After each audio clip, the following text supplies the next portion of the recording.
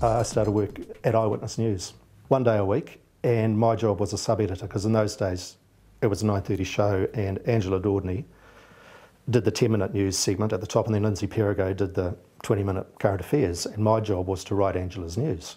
And I sat on her right-hand side. God bless you, Angela. Because, I mean, I was a good writer. I was a good speller. I was good grammar.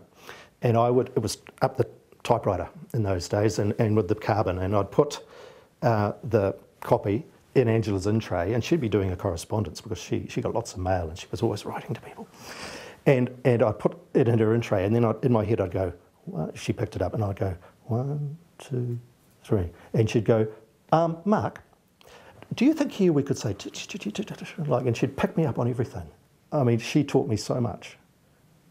And working with that team, I know it's another team thing, of course. I mean, look, who are the people I was working with? I mean, Angela, Perigo, Karen Sims, Rob Harley, Rob Vaughan, and the people in Wellington who I met, Ian Smith, Richard Harmon, Bill Ralston. I mean, rock and roll. It was just incredible. And again, it was the team thing. I was part of a much bigger thing. We had the vision, and we all worked together, and we got it on air. And it wasn't just the people in that newsroom, it was the camera people I met, and then the craft people, the cinetape people, the sound people, the audio post people, the editors. And I just straight away went, yeah, this is where I belong. It's pictures, it's audio, come on. I rang Rod Peterson and he said, oh, come and work, I've got a new show called Nightline and you can be the program editor, and I want you to meet Belinda Todd, and I want you to meet Joanna Paul and Susan Baldacci, and of course I did that. And really the one thing, so I produced that for a couple of years, and it was just, I mean, talk about rock and roll. It was just unbelievable. And I think we did some amazing stuff on Nightline. You know, and in the end, of course, through that I met a lot more people and I had a lot more opportunity. And the other thing was, we were in receivership for most of that time, TV3, and I used to say to the troops, editors, camera people, journalists, everybody that was in my team for that particular day, what do you want to do today? What do you want to do? What do you really want to do? What stories do you want to tell? How do you want to tell them? Because I tell you what, you go and do it. You go do it today, because tomorrow we might be down the road. So that gave us great energy and great freedom, and we learned a lot from that. Paul Kittens was a host of Against the Odds. One day, it was a Monday, he and I and John Harris were sitting in John's office having a bit of morning tea or something, and John said to Paul, what do you do on the weekend, Paul? And Paul went, well, I went to the graveyard. And Paul went, and John went, what? He said, I've got this kind of thing, you might probably think it's really silly, but I like going to graveyards and walking around and looking at the epitaphs and thinking, wow, that's cool, I wonder what the story behind that epitaph is. And John Harris and me at the same time went, okay, that's a series right away. John Harris, I could see his eye, ding! And after we finished Against the Odds, yeah, he put that pitch together, and I worked as a director on it. I was never a producer. I think there were 4 or 5 series. I worked on 3, at least 3. And Paul was the host, of course. In the end, it was a little bit of a bummer for me, because all the stories became very violent, and they were all about murder. They were all terrible depression. They were a little bit depressing. But again, these were great stories. These were New Zealand stories. They were all over the country. They were about real people who were faced with some life-defining incident and what happened next, apart from the ones who died. They took a lot of convincing, because they had been burnt by the media big time. And they had also been damaged, understandably, by what happened to their mother. I had no idea of what had happened to them and how terrible it was. And I just had an inkling right from the word go that this was a really good story and that no one knew about it. And that I could help them tell their story. We showed them.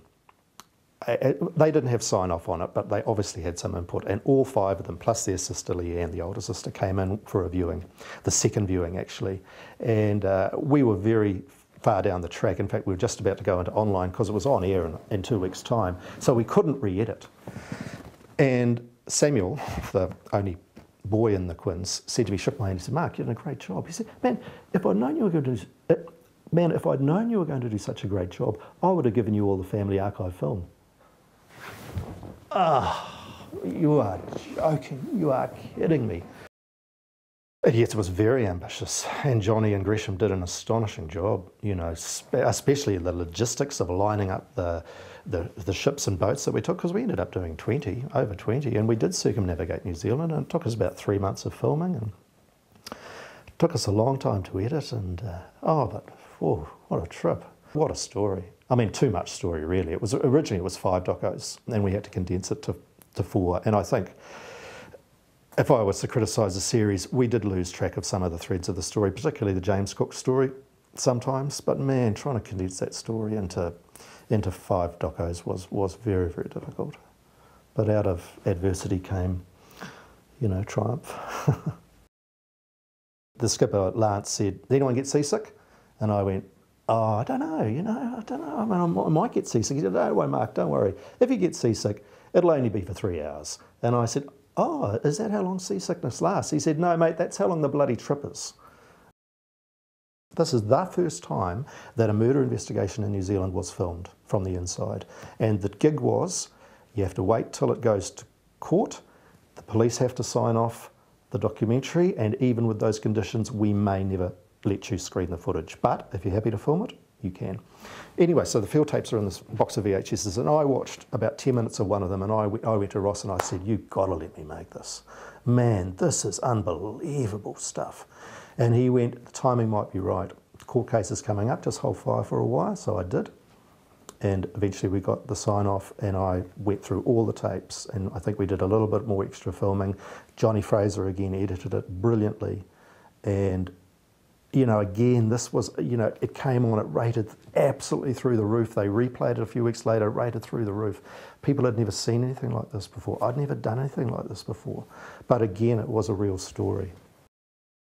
The chefs, but more particularly the contestants, are the storytellers. And my job with Megan Jones was to interview these people at all stages and to put them under the griller, sorry. You know, they knew I was kind of straight up. They knew that I was going to ask them the difficult questions.